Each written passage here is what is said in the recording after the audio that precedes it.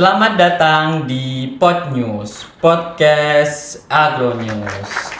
Bersama saya Faris Gufran Pamungkas dari Agronomi dan Hortikultura angkatan 59. Nah, pada episode kali ini kita akan membahas tentang smart farming nih teman-teman. Apa sih itu smart farming dan bagaimana potensinya serta aplikasinya di Indonesia. Membersamai kita kali ini ada Prof. Awang Maharijaya. Oke, selamat datang Prof. Bagaimana kabarnya? Terima kasih, alhamdulillah baik. Siap. Wah, sangat semangat ya narasumber kita pada hari ini gitu kan. Ya, anak muda gitu. Anak muda banget gitu. Nah, fun fact aja nih teman-teman, Prof. Awang merupakan salah satu guru besar dan juga dosen agronomi dan hortikultura IPB University Fakultas Pertanian gitu. Tentunya Prof. Awang sendiri udah sangat profesional banget nih pada topik yang akan kita bahas pada hari ini, dan tentunya beliau pasti sudah sangat up to date gitu terkait topik yang akan kita bahas gitu. Mungkin dari Prof. Awang bisa memperkenalkan lebih lanjut. Oke, saya Awang Maharijaya, alumni IPB juga, dulu ketua Himagron. Kemudian, tepuk tangan ya. Sekarang sebagai salah satu guru besar di Fakultas Pertanian. Kemudian juga sedang dipercaya untuk menjabat sebagai Kepala Pusat Kajian Hortikultura Tropika IPB. Kemudian masih boleh nih? Boleh, lanjut aja Prof. Kemudian dipercaya juga sebagai tim ahli indikasi geografis Kementerian Hukum dan Hak Asasi Manusia, dan yang terbaru selain sebagai Kepala Teaching Industry untuk Fakultas Pertanian IPB, saya mengelola kebun-kebun di Faperta. Saya juga diminta sebagai Ketua Program Studi Smart Agriculture ya yang baru di Faperta. Terima kasih. Wah, ternyata cukup banyak ya ternyata pengalaman dan juga posisi yang sekarang dipegang oleh Pak Prof. Awang. Oke. Tadi kan Prof. Awang menyebutkan kalau misalkan Profesor Awang sendiri sekarang sebagai kaprodi dari departemen baru yaitu Smart Agriculture gitu. Bukan departemen ya? Oh, program studi. iya, program studi baru yaitu Smart Agriculture gitu.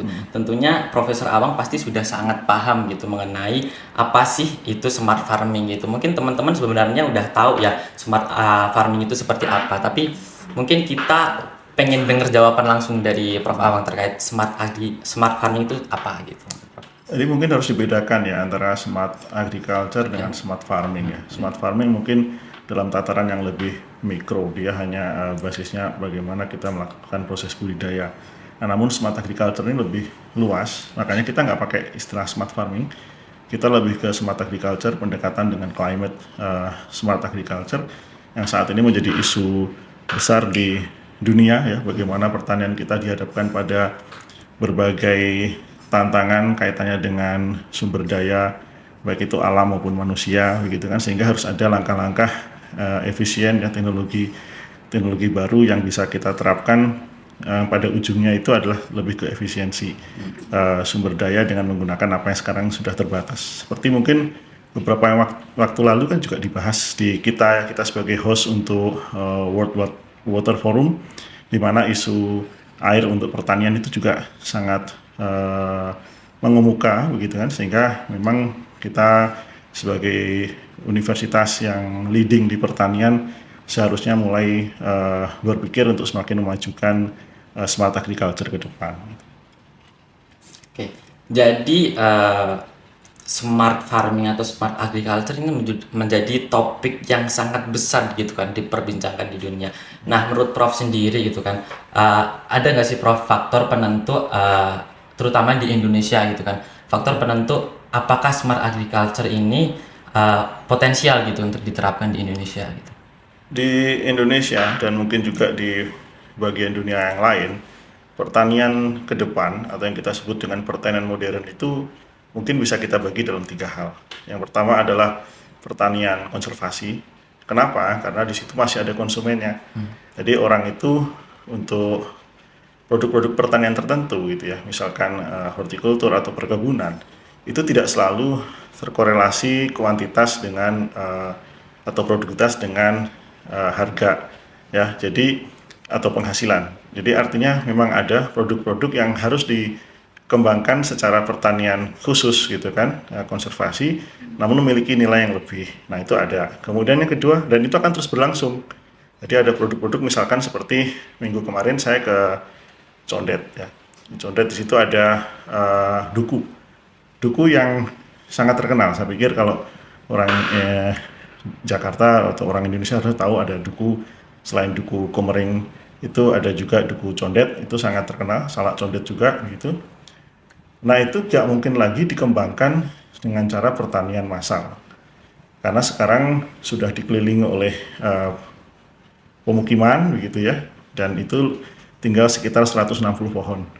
Nah tapi ada orang yang menghendaki tiap tahunnya konsumsi duku Condet. Nah sehingga untuk pengembangannya seperti itu kita terapkan pertanian konservasi, ya kan, pertanian yang mengedepankan prinsip-prinsip konservasi, kemudian karena tanamannya sudah 300 tahun begitu kan. Nah, kalau dia tidak atau dia dikerjakan sebagai suatu pertanian yang produk massal, maka petani tidak akan memiliki nilai tambah. Akhirnya pertanian itu bisa hilang kan gitu kan. Makanya ini sangat khusus ya. Kemudian yang kedua, ada pertanian konvensional seperti biasa yang kita lakukan. Karena apa? Karena di Indonesia itu memiliki agroclimate yang beragam, kondisi lingkungan yang bermacam-macam, gitu kan, sehingga penerapan teknologi ya maupun penerapan tata cara budidaya di setiap daerah yang optimal itu akan berbeda antara satu dengan yang lain. Nah, yang ketiga, sekarang kita dihadapkan pada tuntutan bagaimana kita bisa memproduksi bahan pangan secara murah, terjangkau, produk massal, begitu kan? Kita harus punya daya saing untuk ekspor. Sehingga apa? Kita perlu mengupayakan juga pertanian pada lingkungan yang homogen, terkendali ya dalam bentuk kawasan begitu. Yang mana di situ tantangannya berbeda. Tantangannya lebih kepada bagaimana kita menyediakan SDM petaninya yang tidak mudah juga sekarang begitu kan. Kemudian juga tadi sumber daya air ya, tanah dan lain sebagainya yang perlu juga kita siapkan secara apa artinya baik begitu. Dan dengan keterbatasan SDM pertanian tadi begitu kan ya, sekarang juga semakin bersaing dengan industri dan lain-lain, maka kita perlu menggunakan cara-cara tadi pendekatan dengan teknologi gitu ya, dengan machinery, dengan IoT ya, kemudian sensor ya, kemudian pendekatan-pendekatan aerial, foto dan lain sebagainya. Jadi lebih ke sana. Jadi kita tidak bisa membatasi hanya menggunakan satu gitu, karena kebutuhannya untuk masing-masing berbeda dan semua itu bagus gitu. Ya. Jadi mungkin seperti itulah kira-kira kondisinya. Nah, dari yang Prof sampaikan gitu kan untuk smart agriculture atau smart farming itu tadi itu kan ada beberapa pendekatan yang harus kita terapkan, dan itu semua yang saya tangkap itu merupakan teknologi yang mungkin istilahnya besar lah, dan tentunya dengan teknologi-teknologi yang seperti itu dibandingkan dengan banyaknya di Indonesia petani gurem atau mungkin petani-petani yang masih kecil gitu kan. Nah, itu penerapannya untuk di Indonesia itu seperti apa? Sedangkan kan untuk teknologinya kan pasti mahal gitu kan. Sedangkan petani di Indonesia itu masih ya kecil lah, untuk mendapatkan uang yang sebesar itu susah gitu. Ya, sekali lagi ini tadi saya sampaikan tidak bisa semua harus smart gitu, harus pakai teknologi kan. Makanya ada pertanian konservasi ya, ada pertanian konvensional gitu kan, yang juga sebetulnya smart dalam arti yang lain. Misalkan tumpang sari gitu ya, tumpang sari itu smart banget itu, biointensive garden gitu, segala macam itu sebenarnya smart. Mereka punya local wisdom ya, local knowledge yang bahkan diiriin oleh negara lain gitu. Misalkan bagaimana Indonesia ini bisa menahan intrusi air laut ke persawahan kita, ya kita miliki ada padi-padi yang tahan salin dan lain sebagainya, itu sangat kagum dengan kita begitu kaitannya dengan itu. Jadi yang saya maksud di sini adalah ketiganya kita masih membutuhkan, dan tentu segmen ya, pelaku, kemudian juga input maupun output yang keluar dari sistem pertanian yang ketiga tadi itu beda gitu. kita nggak mungkin membuat produk yang eksklusif tapi di hamparan gitu kan, pasti di wilayah terbatas ya, kemudian punya keunikan yang bisa di branding untuk nilai produk yang lebih tinggi misalkan begitu. Nah itu beda dengan suatu kawasan yang kita peruntukkan untuk misalkan tujuan pemenuhan atau stabilitas pangan nasional gitu kan, atau kemudian untuk meningkatkan ekspor dan lain sebagainya. Jadi tergantung dari desain atau tujuan sistem pertanian itu sendiri, begitu Mas. Oke. Mungkin itu ya teman-teman yang harus kita luruskan tentang smart farming atau smart agriculture. Jadi smart itu sendiri bukan hanya berpatokan kepada teknologi atau teknologi yang harus diterapkan dalam dunia pertanian, tapi smart yang di sini yang dimaksudnya adalah bagaimana kita memaksimalkan potensi yang ada dalam pertanian itu tersendiri gitu. Nah, ini ada yang menarik nih Prof, tentang jurusan baru atau prodi baru yang ada di IPB University yang mungkin Prof sebutkan tadi, yaitu Smart Agriculture gitu kan. Nah, di sini ada yang menarik gitu. Ada mungkin pro dan kontra ya dari lingkungan Fakultas Pertanian itu sendiri, terutama kami mahasiswa agronomi dan hortikultura gitu. Jadi dengan adanya Smart Agriculture ini atau prodi yang baru gitu kan, jadi seakan-akan jurusan-jurusan lain yang di pertanian itu seakan-akan kuno gitu. Mungkin dari Prof Awang bisa meluruskan terkait hal tersebut. Oh, tentu tidak ya. Jadi sekali lagi pertanian modern itu yang tadi saya sampaikan itu bahkan meliputi 3 tadi ya. Jadi pertanian konservasi seperti tadi itu juga modern. Jangan itu dianggap kuno gitu. Karena nilai per produknya gitu ya, itu bisa jauh lebih tinggi. Jadi ada di kita itu, karena kebetulan saya di tim ahli indikasi geografis gitu ya, di mana kita memproduksi, maksudnya kita mau melihat ya banyak produk itu menjadi salah satu produk yang di sertifikasi indikasi geografis itu bisa memiliki value yang lebih tinggi ya, dan kemudian peluang ekspor yang lebih tinggi. Jadi artinya kegiatan-kegiatan pertanian seperti ini juga memerlukan SDM yang baik di masa depan gitu kan, untuk terus meningkatkan awareness, brand, dan juga mungkin konsistensi produksi dan lain sebagainya. Jadi tetap perlu gitu ya. Kemudian juga pertanian konvensional seperti yang merupakan salah satu artinya penyangga ya perekonomian kita begitu kan. Nah, tapi kita melihat smart teknologi tadi yang juga diperlukan untuk ke depan itu juga perlu digarap, itu ya, kita juga perlu mempersiapkan SDM yang tangguh di bidang smart agriculture ke depan. Dan ketiganya saya rasa diperlukan. Nah, kaitannya dengan program studi lain ya, atau departemen lain di IPB, tentu ada irisan. Namun irisan itu atau overlap itu tidak lebih dari 20%. Ya, sehingga memang distinct, karena nanti SDM-nya juga akan bergerak di bidang yang tadi, yang ke depan itu diperlukan oleh masing-masing. Jadi harusnya tidak ada kekhawatiran ke sana gitu. Jadi memaknai pertanian modern ya, di buku guru kita misalkan Profesor Kozin itu menyampaikan bahwa pertanian modern itu tidak selalu linear dengan penggunaan mesin dan alat-alat canggih gitu. Jadi jangan kalau nggak smart itu dianggap kuno, nggak begitu gitu ya. Jadi saya rasa hal ini tidak perlu dikhawatirkan gitu ya.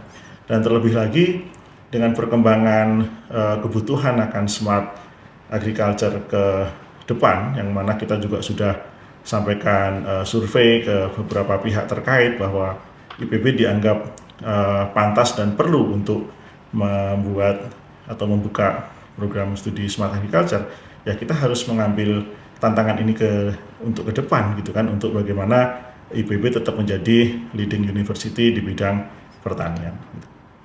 Gitu. Baik.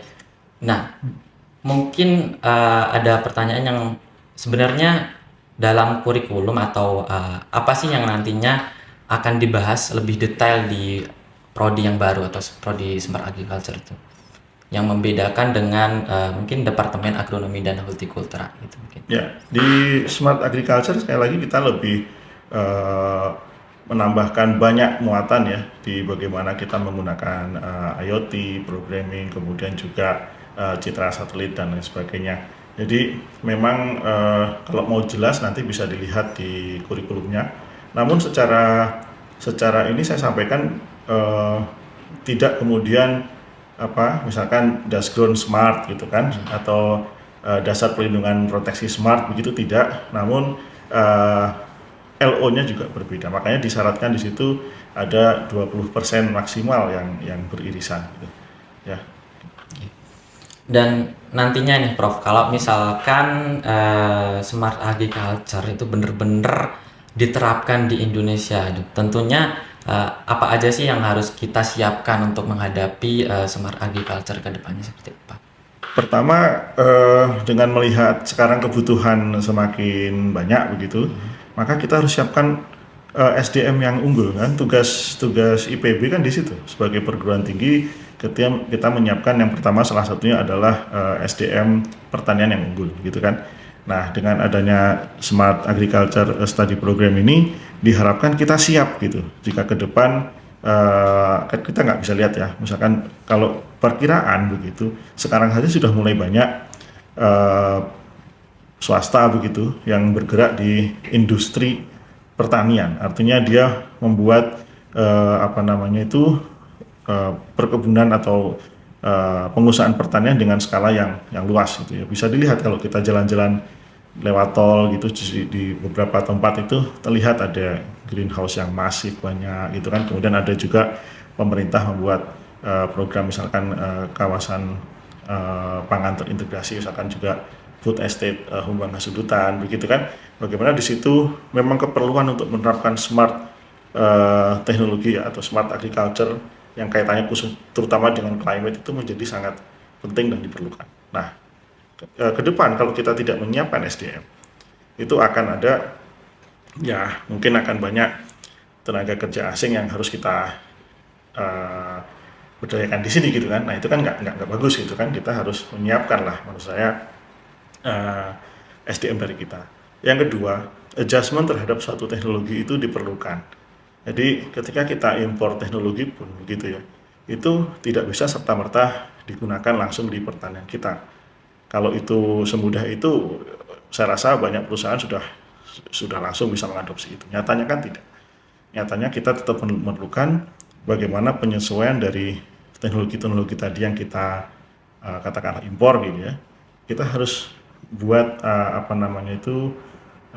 adjustment. Kita sesuaikan dengan kondisi kita, apa yang bisa kita harus perbaiki dan sesuaikan. Dan itu tidak mudah, mengingat kita adalah negara tropis yang tantangannya lebih tinggi dibanding negara-negara subtropis dari sisi perubahan climate gitu kan, perubahan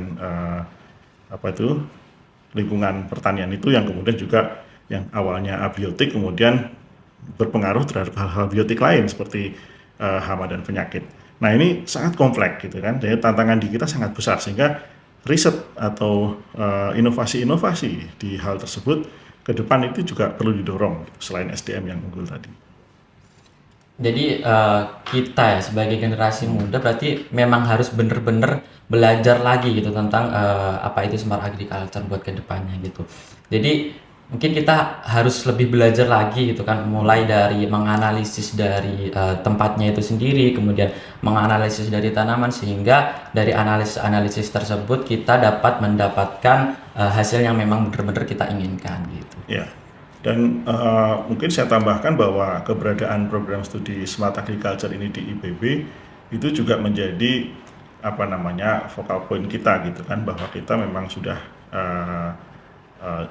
siap untuk ke arah sana gitu. Terlepas memang kita akui kita masih banyak kekurangan, misalkan dari sumber daya staf pengajar yang perlu kita improve juga gitu kan. Artinya ke depan kita memerlukan juga gitu dosen-dosen yang ahli smart agriculture ini begitu kan. Makanya nanti mungkin angkatan-angkatan adik-adik semua lah mungkin suatu saat bisa bergabung di kami, kemudian kita ada kerjasama dengan beberapa perguruan tinggi begitu kan di luar negeri untuk mendukung program studi smart agriculture ini ya.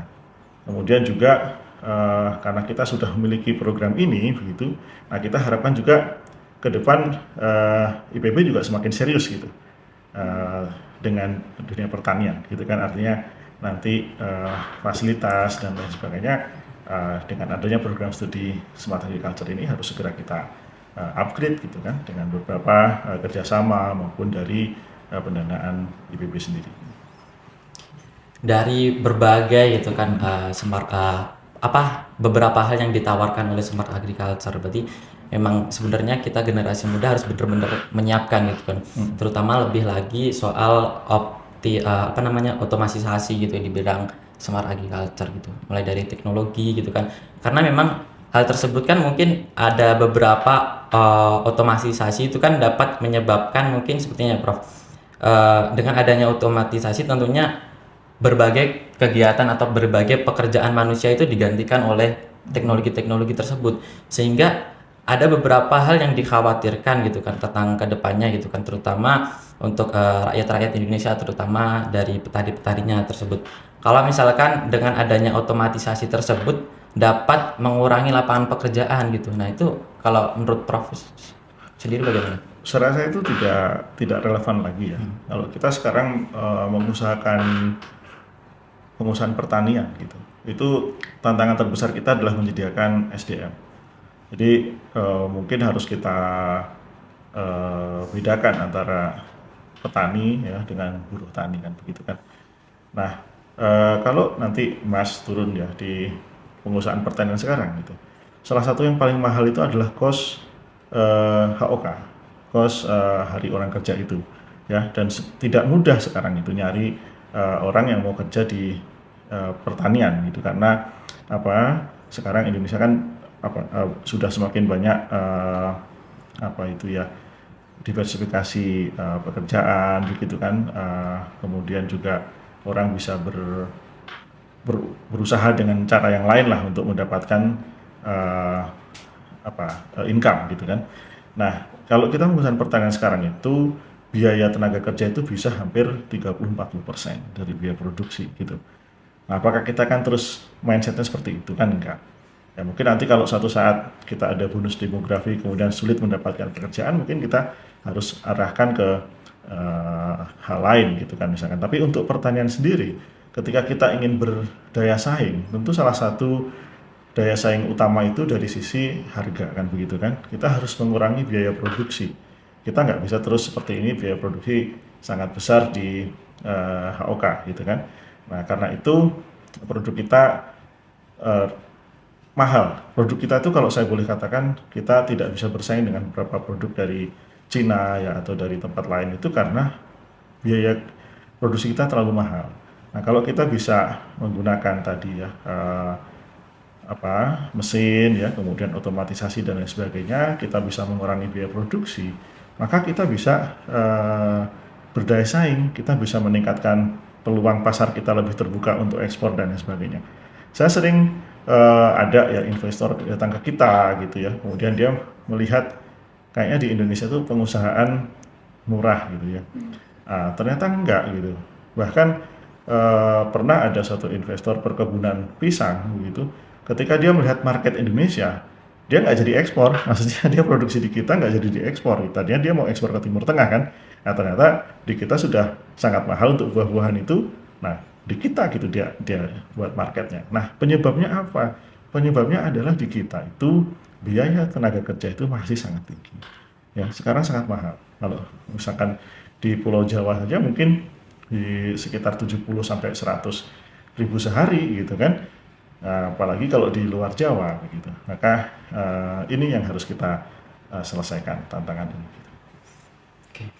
Baik, terima kasih banyak buat Prof Awang gitu kan yang telah memberikan wawasannya kepada kita mengenai Smart Agriculture itu seperti apa dan bagaimana tantangan kedepannya dan harus dihadapi seperti apa gitu. Dan mungkin dari Prof Awang sendiri adakah closing statement? Ya. Mungkin terima kasih ya atas kesempatannya diundang di podcast seperti ini. Saya rasa sangat baik ya untuk kita bisa menyampaikan beberapa hal yang mungkin di mahasiswa atau di di masyarakat mungkin ya ada hal-hal yang perlu diklarifikasi atau diperjelas, nggak masalah gitu. Nah saya ingin menyampaikan satu hal bahwa mungkin ya kita tantangan ke depan kan kita nggak tahu ya, kemampuan kita untuk meneropong masa depan juga terbatas gitu ya. Jadi mungkin IPB membuka Smart Agriculture ini dalam kaitannya dengan perkembangan Smart Agriculture ke depan itu mungkin juga sangat perlu bantuan dari berbagai pihak, termasuk nanti alumni begitu ya, kemudian juga stakeholders yang lain. Jadi kami mohon doanya gitu, mudah-mudahan program studi Smart Agriculture yang kita buka perdana ini di Indonesia begitu ya, ini mendapatkan respon yang baik. Saat ini sudah ada beberapa mahasiswa internasional seperti dari Malaysia begitu sudah mendaftar, kemudian ada beberapa komitmen dari beberapa negara begitu, karena kita kalau promosinya kan kita datangin duta besar dan lain sebagainya begitu, juga akan mengirimkan ke kita gitu. Nah, mudah-mudahan ini bisa dimanfaatkan oleh Faperta secara keseluruhan ataupun IPB begitu, bagaimana nanti keberadaan program studi Smart Agriculture ini juga akan memberi efek leverage untuk departemen ataupun program studi lainnya di IPB dan pertanian kita pada umumnya gitu. Kalau dikatakan mudah tentu tidak gitu ya. Kami juga mendengar banyaklah pertanyaan maupun hal-hal yang mempertanyakan begitu bagaimana IPB akan menjalankan program studi Smart Agriculture ini. Nah, justru disitulah tantangannya gitu kan, karena kalau kita tidak bergerak ya mungkin kita akan ketinggalan gitu ya. Nah, resiko tentu ada, makanya itu kami mohon support dan dukungannya agar program studi Smart Agriculture ini bisa berjalan dengan baik. Sekali lagi terima kasih Prof atas kesempatannya dan juga keluangan waktunya yang telah hadir untuk mengisi podcast pada hari ini. Semoga apa yang disampaikan dapat bermanfaat untuk saya dan juga untuk teman-teman semua. Terima kasih kepada teman-teman yang telah menonton. Sampai jumpa di episode berikutnya, dan sebenarnya kita ada sedikit jargon nih seperti yang di awal tadi. Mungkin bisa bareng-bareng kali Prof kita Siap. Oke. Saya biar kelihatan. Mungkin bisa bareng ya Prof. Pod News, Podcast Agro News. Yeay.